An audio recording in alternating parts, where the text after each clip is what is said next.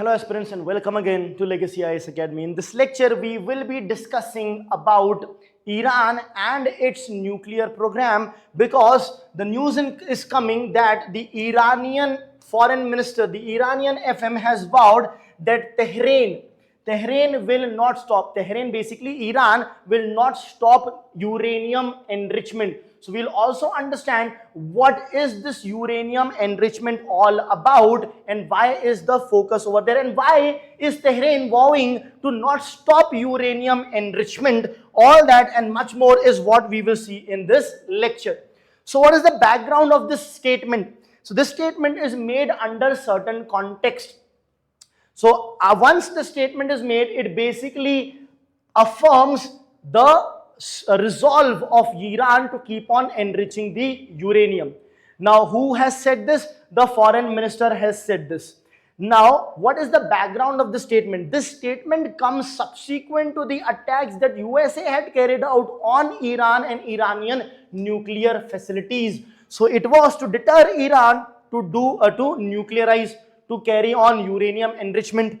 But Iran is standing its ground and saying that we are not afraid of you and we will carry on uranium enrichment. So we will see why it is saying like that and what does the future hold and what is this uranium enrichment.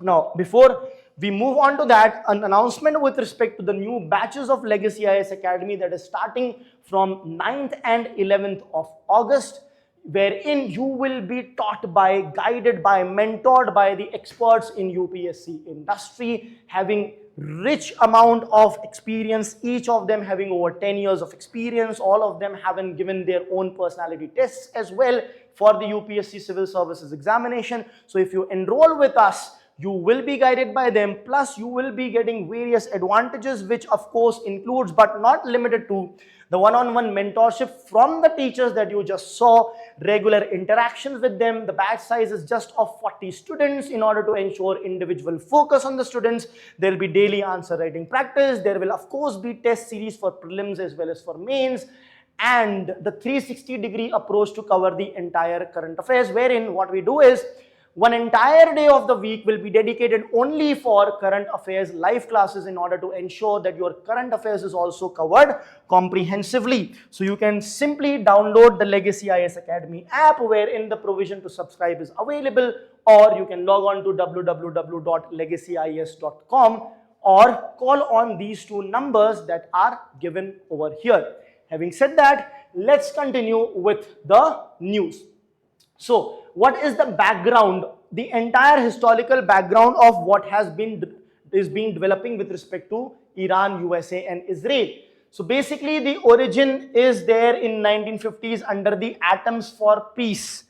Atoms for Peace is an organization which wants to denuclearize the world, because in 1940s what has happened is atomic bomb was dropped on Hiroshima, Nagasaki by US itself. The present US, now US who's asking Iran to not nuclearize, is the only nation to actually use an atomic bomb against another country.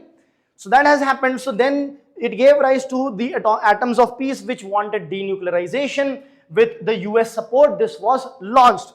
Now in 1979 revolution, there were suspicion from the Western nations that nuclearization or nuclear isolation will happen.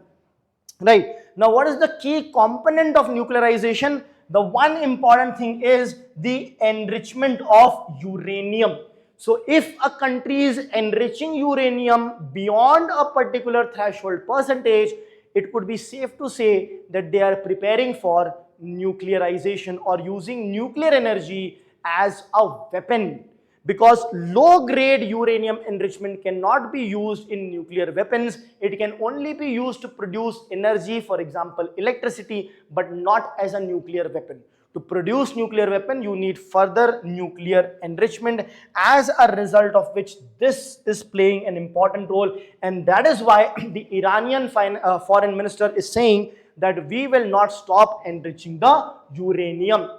But in 2015, what had happened is the JCPOA was established, wherein Iran had agreed to limit its nuclear enrichment, and to give a proof of that, it also agreed to allow inspections by International Atomic Energy Agency, that is IAEA. So under 2015's JCPOA, it agreed for limiting the enrichment so that it will not convert its uranium into weapon grade uranium and use it only for the energy use, and also allow IAEA to inspect that particular facilities. However, in 2018, what happened is US withdrew from this JCPOA. This JCPOA, USA withdrew. When USA withdrew from this JCPOA, it got diluted. Now a big superpower is getting away, so the importance of the agreement will go down. As a result of which, they wanted to ensure that Iran does not further nuclearize. So there were talks that were supposed to take place between USA and Iran. But what rather happened is the talk did not go ahead, but rather USA has imposed sanctions on Iran. Sanctions means that USA has imposed trade sanctions, so have stopped trading with Iran. Also decided to impose sanctions on countries which actually trade with Iran. So those are the things present with Iran in order to nudge Iran to not nuclearize. Right, that is the present scenario.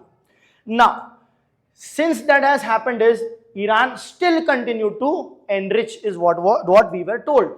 As a result of which, on 22nd June, USA attacked Iran's nuclear facilities.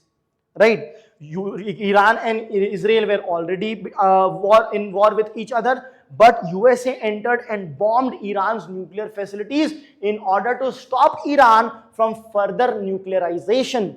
But even after the attack, what Iran has said is, by bombing our nuclear facilities, you might have delayed our nuclearization, but it is just the infrastructure that is destroyed. The technology to nuclearize is still there with us. It is indigenous. We have not borrowed from some other country. We are not taking help from some other country. It is indigenous. So we can still carry out the nuclearization. And how is nuclearization carried out? By the enrichment of uranium. Now, enrichment of uranium has dual use. The first use is when you enrich uranium by up to less than equal to 5%, it can be used for power generation. But if enrichment of uranium, you keep on continuing it and reach it to up to approximately 90%, then that uranium is known as the weapons grade uranium. What is this 5% and 10%? Let us understand that. So this blue colored uranium is uranium-238. Now its isotope is uranium-235.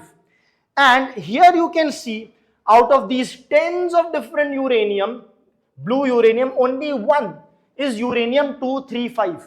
So the percentage of uranium-235 in the total uranium atom actually decides what is the percentage of enrichment. So higher the concentration of uranium-235, higher will be the enrichment. Now out of over 150, only 0.7%, that means only one, that means approximately 0.7% is U-235. This is natural uranium. This is how naturally available uranium is, which has approximately 0.7% of U-235. Then you enrich it up to 5%, wherein out of 100 elements, you have 5 percentage of uranium-235, remaining 95% is uranium-238. When you keep on enriching it even more, now you are enriching it up to 20%. That means you are moving towards weapon grade uranium, because it will not required for production of energy. So all you can do is weaponize. And when you reach up to 90%, that's when you can use uranium as a weapon. So weaponization of uranium would have happened once you reach that level, right? And why is Iran persistent about doing that? Because of the attack that took place on 22nd June, wherein 3 nuclear sites, including Fordo, was bombed by USA. So Iran was basically bombed by USA, but still that is not deterring Iran to stop its nuclear enrichment program, or let's say uranium enrichment program. Now, what is the message that is coming from Iran? It says that we acknowledge that there is some amount of damage that has been done to us, but we are also open for negotiation, but not directly with USA. We want others also to be involved over here. But at the same time, stopping completely nuclear programs is we cannot do that. There will be, because we have the right to enrich as much as we require. We are a sovereign country is what they are saying in this scenario. Now, there is now an upcoming diplomatic talk which is scheduled to take place on 25th July that will happen between 3 European Union countries and Iran, wherein the objective is to de-escalate this nuclearization that is happening. So the outcome can be that a moratorium on enrichment can be reached, wherein Iran, for the time being at least, can be asked to stop enrichment, at the same time provide access to International Atomic Energy Agency to check whether they are enriching uranium or not. And at the same time, if they do that, there are chances that whatever sanctions that were imposed on Iran could then be taken back. So 25th July would be the deciding date as to what the outcome is. Thank you.